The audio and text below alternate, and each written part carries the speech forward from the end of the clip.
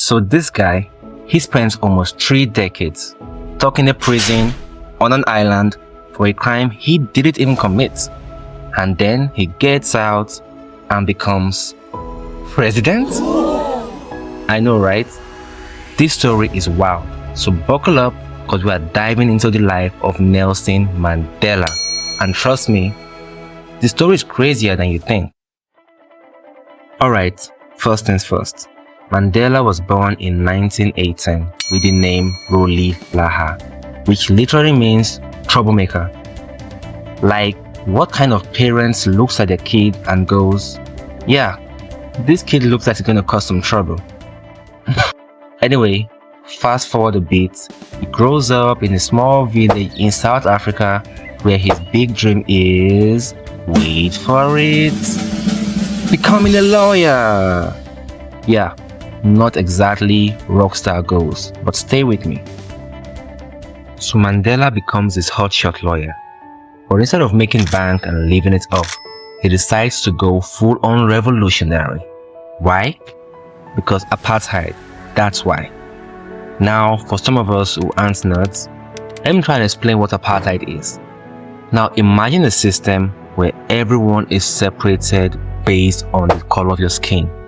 And if you are not white, you are basically treated like trash. So Mandela is like, nah, we can't accept this. So boom, he joins the African National Congress and starts protesting. The dude was out there leading strikes, organizing rallies, and leading the resistance. So by the 60s, because Mandela is causing so much trouble for the government, they decide to shut him down. And Mandela, he finds out about this, and basically he goes into hiding. He's using fake names, he's using mustaches. It's kind of staying off the grid because the governments, they're after him. And right now he's playing a high stakes game of hide and seek with the law. Except in this game, if they catch you, you are not just it, you are going to jail for life. So Mandela, he goes on the run for a while until 1962 when, boom, he gets caught. How did he get caught, you might ask? Well, I guess his fake mustache didn't fool everyone. So he gets thrown into Robben Island, which is basically South Africa's Alcatraz. To paint a mental image, imagine a place where prisoners are stuck on a rock in the ocean, and your daily routine is breaking rocks. I mean, talk about a rock and a hard place. Now, you want to know how many years Mandela spends there? He spends 27 years there. That's longer than most of your favorite YouTubers have been alive. But while he's locked up, the world starts paying attention.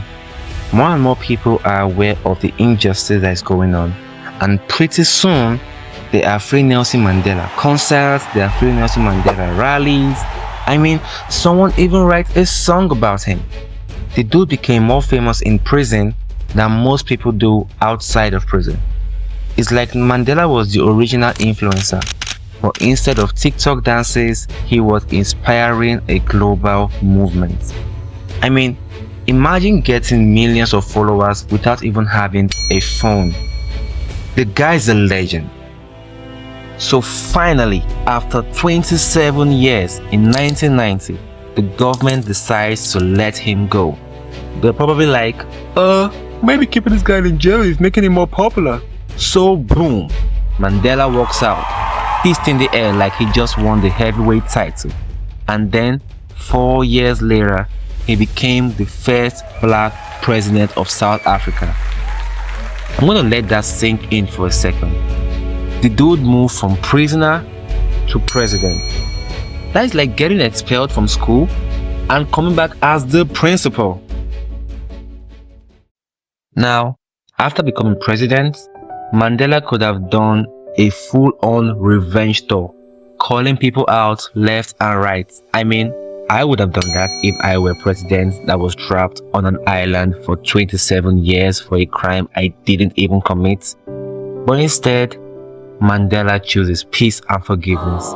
he sets up a Truth and Reconciliation Commission, which is basically like a giant tell me your sins session where people confess their crime, and instead of roasting them once you confess your crime, Mandela basically just nods his head and like, yeah, let's move on.